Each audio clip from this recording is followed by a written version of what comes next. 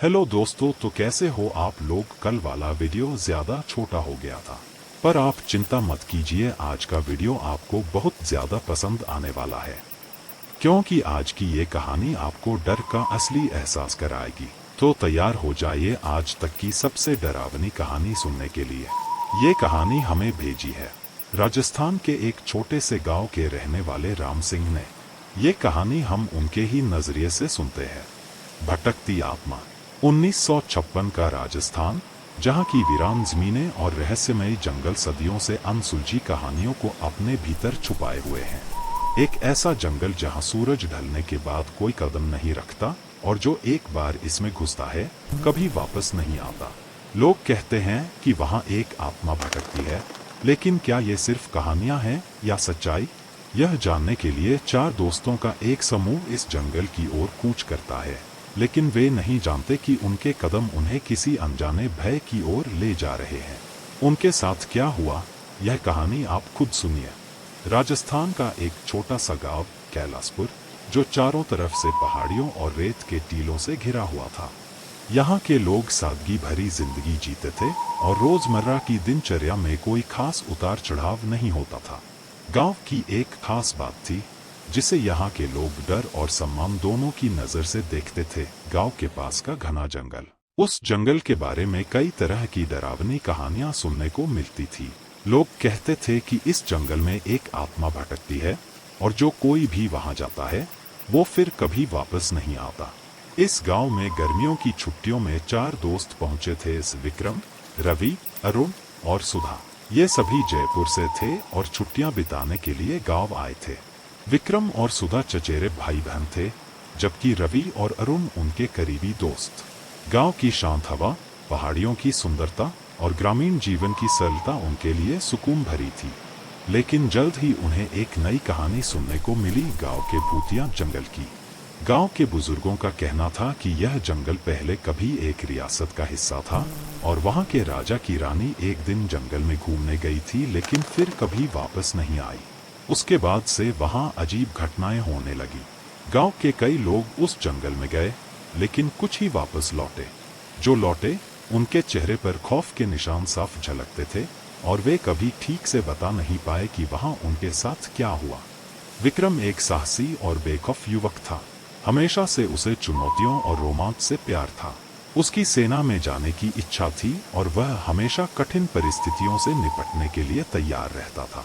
हालांकि उसकी एक कमजोरी थी, वह अंधविश्वास को बकवास मानता था। उसके लिए दुनिया में हर चीज का तार्किक आधार होता है और वह कभी भी भूत प्रेत की कहानियों पर विश्वास नहीं करता था। विक्रम का सबसे अच्छा दोस्त एक शांत और गंभीर स्वभाव का युवक था। उसे किताबों का शौक था, खासकर इतिहास और पुरानी कहानियों में उसकी गहरी दिलचस्पी थी। रवि हर बात को तर्क के नजरिए से देखता था, लेकिन उसकी एक कमजोरी थी, वह डरपोक था और अंधेरे से बहुत डरता था। भले ही वह किताबों में गहरी बातें करता हो, लेकिन जब भी डरावनी स्थिति सामने आती उसका आत्मविश्वास डगमगा जाता। अरुण का स्वभाव मजाकिया और चंचल था। वह हर बात में मजाक ढूंढता था और गंभीरता से कभी कुछ नहीं लेता था। उसकी यह आदत उसके दोस्तों को कई बार परेशान कर देती थी, लेकिन इसी वजह से वह समूह का सबसे मस्तमौला सदस्य था। हालांकि अरुण की खुद पर हद से ज्यादा भरोसा करना उसकी कमजोरी थी। उसे लगता था कि वह हर परिस्थिति से हंसते हंसते निपट सकता है। सुधा, विक्रम की चचेरी बहन, एक बुद्धिमान और साहसी लड़की थी। उसने कई बार अपनी समझदारी से मुश्किलों का हल निकाला था।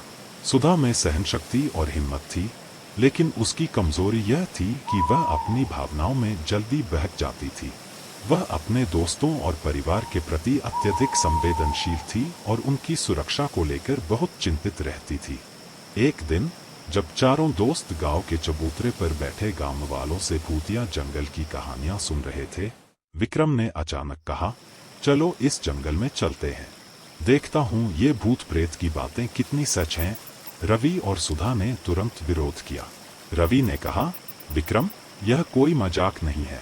गांव के लोग सदियों से इस जंगल से दूर रहते हैं, इसमें कुछ तो सच जरूर होगा। लेकिन विक्रम हंसते हुए बोला, अरे यार, तुम लोग बेवजह डर रहे हो। ये सब पुराने जमाने की बातें हैं। विज्ञान के जमाने में इन बातों का कोई मतलब नहीं है। अरुण ने भी मजाक में कहा, हाँ, और अगर कोई भूत हमें पकड़ भी ले तो मैं उससे दोस्ती कर लूंगा।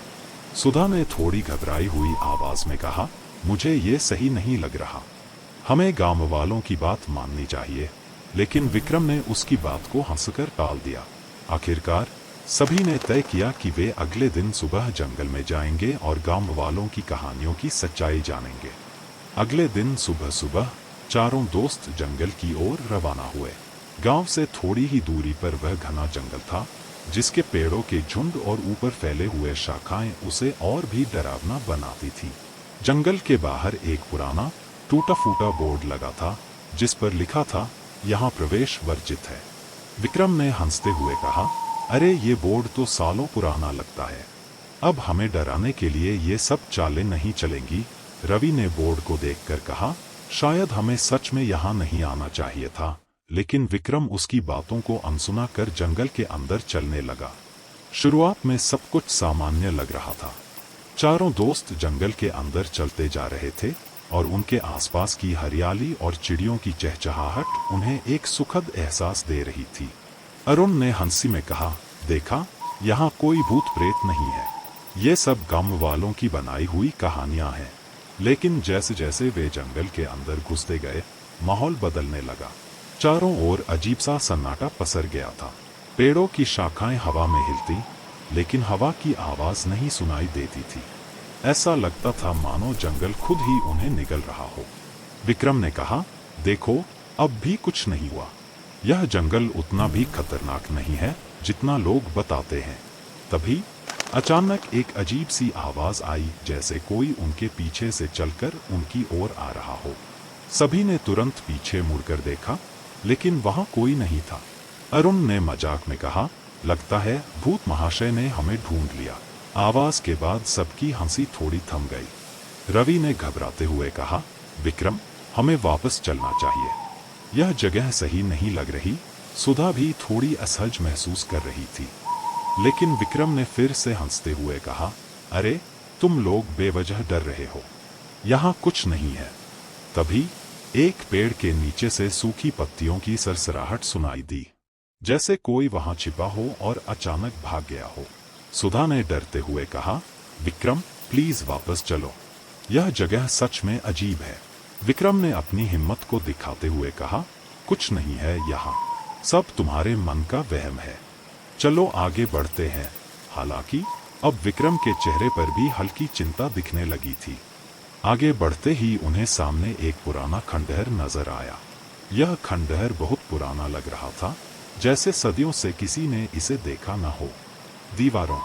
अरुण ने मजाक में कहा, क्या यहाँ भूत रहते हैं? लेकिन उसकी आवाज में भी डर झलक रहा था। विक्रम ने खंडहर के अंदर जाने का इरादा किया। चलो, शायद यह जगह हमें कुछ जानकारी दे सके। सुधा और रवि ने मना किया, लेकिन विक्रम ने उनकी बात नहीं मानी। खंडहर के अंदर का माहौल और भी अजीब था। दीवारों पर कुछ अजीबोगरीब निशान बने हुए थे और हवा में एक भारीपन था। जैसे ही उन्होंने खंडहर के बीचों बीच कदम रखा, दरवाजा जोर से बंद हो गया। चारों अंदर फंस गए। सुधा घबराते हुए बोली, अब क्या करेंगे? हमें यहाँ से निकलना होगा। तभी खंडहर की दीवारों से एक भयानक हंसी गूंजने लगी। वह हंसी किसी इंसान की नहीं, बल्कि किसी अनजानी शक्ति की थी। चारों एक जगह इकट्ठा हो गए और उनकी आंखों में डर साफ दिख रहा था। विक्रम ने कहा, ये क्या हो रहा है? हमें यहाँ से भागना होगा। लेकिन दरवाजा पूरी तरह बंद हो चुका था। तभी दीवार पर एक छाया दिखाई दी। वह छाया इंसान की थी, लेकिन उसके आकार में कुछ अजीब था। उसके हाथ पैर लंबे और अजीब तरीके से मुड़े हुए थे। छाया धीरे धीरे उनकी ओर बढ़ने लगी। रवि ने घबराते हुए कहा, यह वही आत्मा है जिसके बारे में गांव वालों ने कहा था। विक्रम, जो अब तक सबसे निडर था, उसे भी अब डर महसूस हो रहा था। सुधा ने जोर से चिल्लाया, हमें यहाँ से भागना होगा। लेकिन रास्ता बंद था और आत्मा की छाया उनके नजदीक आ रही थी। अचानक खंडहर का दरवाजा फिर से खुल गया, लेकिन बाहर कुछ भी साफ दिखाई नहीं दे रहा था। चारों ने बिना सोचे समझे बाहर की ओर दौड़ लगाई। बाहर आते ही वे फिर से उसी जंगल में पहुंच गए, लेकिन अब जंगल और भी घना और डरावना लग रहा था। रवि ने कहा, हमें इस आत्मा से बचने का कोई तरीका ढूंढना होगा, वरना यह हमें नहीं छोड़ेगी। सुधा की आंखों में आंसू थे और उसने कहा, मुझे नहीं पता कि अब क्या करना है, लेकिन यहाँ से जितना जल्दी हो सके भागना होगा। विक्रम, जो हमेशा से साहसी और निडर था, अब पहली बार खुद को कमजोर महसूस कर रहा था। वह बोला, हमें मिलकर इसका सामना करना होगा।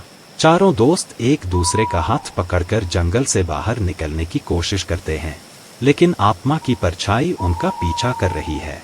अचानक एक अजीब आवाज आती है और सब कुछ धुंधला हो जाता है। आखिर में क्या चारों दोस्त जंगल से निकल पाए या आत्मा ने उन्हें अपने चंगुल में फंसा लिया? यह सवाल आज भी एक रहस्य बना हुआ है, क्योंकि उस रात के बाद उन्हें किसी ने नहीं देखा। क्या यह सब सच था या यह केवल उनके मन का भ्रम? इस सवाल का जवाब शायद कभी ना मिल सके। इस कहानी का अगला भाग देखने के लिए इस चैनल को सब्सक्राइब कर लीजिए और बेल आइकन को दबाना न भूलें। आज की ये पॉडकास्ट आपको कैसा लगा कमेंट बॉक्स में अपनी राय जरूर दें और लास्ट में अकेले न सोए।